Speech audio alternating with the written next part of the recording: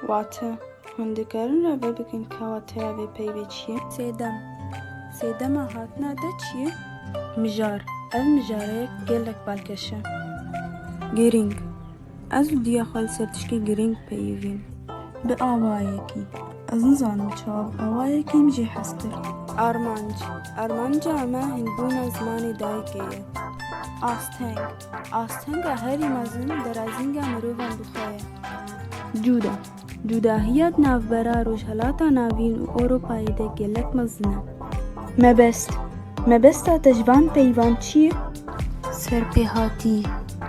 Bapîr gevxweş dibin dema ku serpêhatiyên xwe dibêjin. Kêrhatî. Amûrên ku min îro kirin gelek kêrhatî ne. Asteng. Astengên ku derdikevin pêşiya me, hêza me zêdetir dikin. Dîtin.